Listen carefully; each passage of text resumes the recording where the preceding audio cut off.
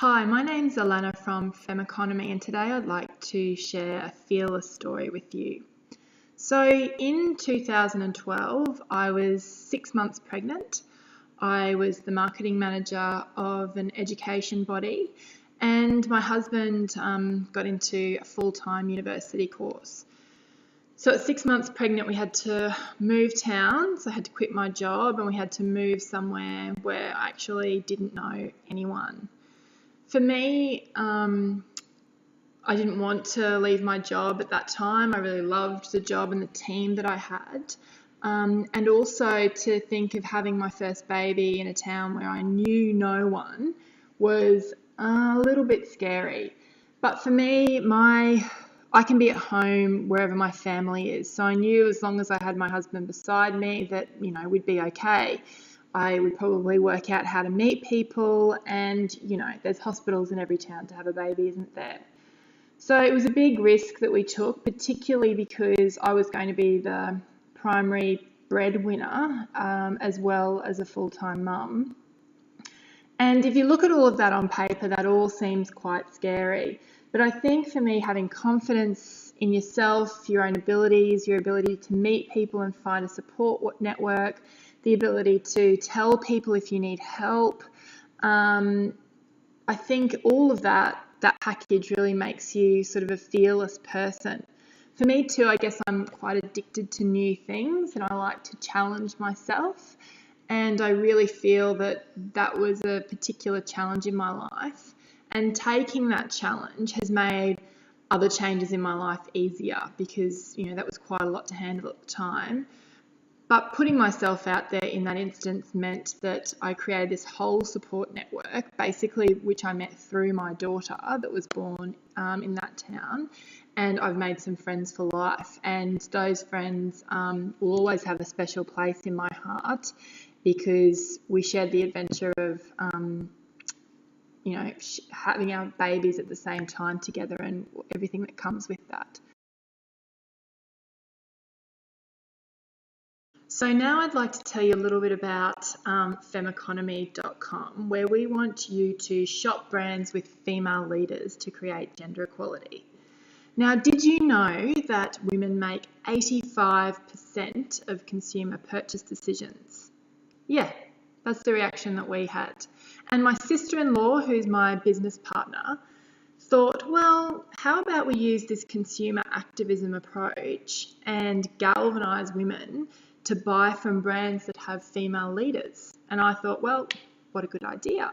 So at femmeconomy.com, we have 2,000 brands on the site, and over 700 of those are Femme Economy friendly. Now, what we mean by Femme Economy friendly or Femme Economy approved is that they have 30% of women on the board of directors, or they are 50% female owned.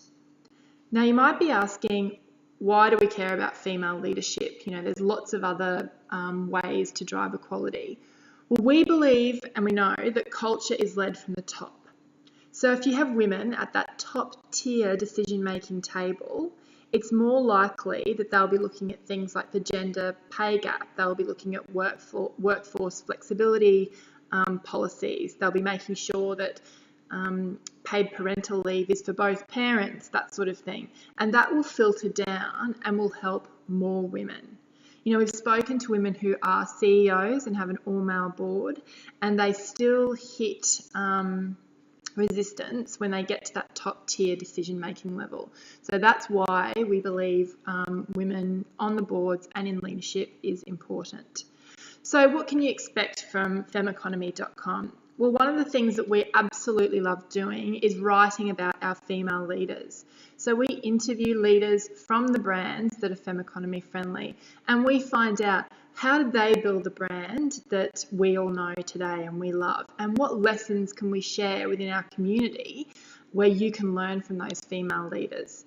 We also have lots of things like gender equality updates. I recently wrote a post on why men need to be part of this discussion and part of moving gender equality forward, and that's because their fathers, their husbands, and even single men will benefit from gender equality because research shows that if you have 30% of women on the board and you go from having no women on the board to 30%, your company will potentially have a 15% increase in profit. Increasing profits means there's more opportunities for everyone. And also, I talk to lots of millennial men and they want workforce flexibility as well. So lots of the things that gender equality brings helps everyone. What else can you see from Femme Economy? We've got a sales page from all the discounts on the latest Femme Economy friendly brands. And we've also got you can quickly just search for a brand. So if there's a brand that you love, that you wear all the time, you can just do a quick search to find out if they're Femme Economy friendly or not. So hop onto our website, femmeeconomy.com, check it out, subscribe to our email newsletter and keep in touch. And yeah, we'd love to hear what you think and let's build this together. I think for me, there's been a personal challenge around, I've got a 4-year-old and a 2-year-old. My 4-year-old's in care 2 days a week. My 2-year-old's in care 6 hours a week. And I've got to run a business. So working out the time for me about when I can work, how I manage that with the kids has been a bit of a challenge, but we're sort of getting through that now. And there's sort of a schedule to the week. The other challenge I would say, which I'm sure every entrepreneur can identify with, is you are the administrator, you are the chief financial officer, the chief information officer, you're the legal team, you're the marketing team, you're the, everything. You are everything. And working out how you balance those administrative tasks from the building the business tasks to the strategy of where the business is going to go, from networking and PR and promotion, all of those things, and trying to balance and making sure that you're keeping all the balls in the air is a challenge. And when you spend an hour sorting an IT issue, trying to control your emotions around that and keep calm, you need to do this so that you can move forward at a quicker pace, but it is very, very frustrating. And to be honest, I don't think I've particularly got the balance right yet, trying to balance all those tasks, but learning as you go, having some self-reflection and self-awareness around that too, talking to other people, talking to other entrepreneurs, how they make it work, bouncing ideas off my business partner.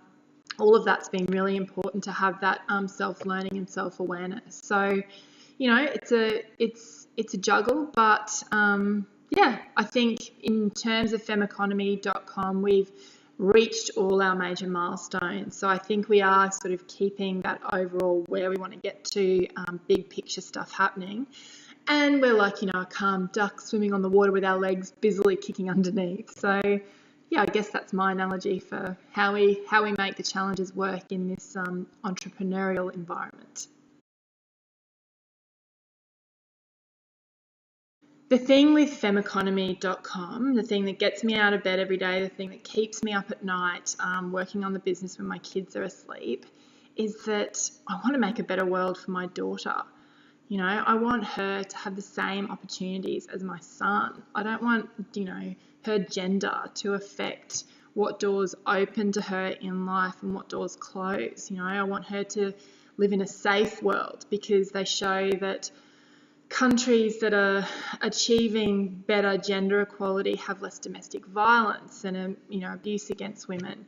So that is really motivating and quite emotional, really, when you're it's your children that are motivating you, and you see other people's children, you think, gosh, if we can make this work, if we can all get together, that 85% of women making consumer purchase decisions, and push this agenda forward, then what an amazing world it would be for our children. And that's pretty motivating.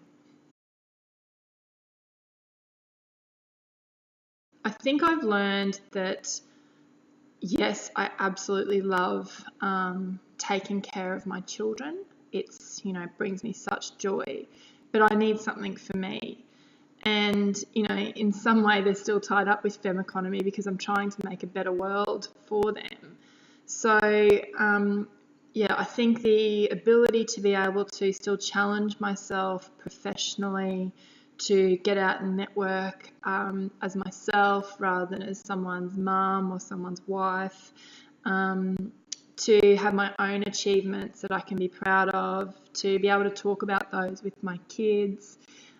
Yeah, I think it's definitely confirmed that I need something for me, and I didn't really know that until we started that this year. So it's definitely ignited my passion for the digital world, and I've always worked in the digital space, being in marketing, but sort of being in charge of your own adventure, like you are on as an entrepreneur, is very exciting. And yeah, I guess I really enjoy the thrill of that ride. One thing that has sort of been consistent throughout my whole life is work hard and play hard.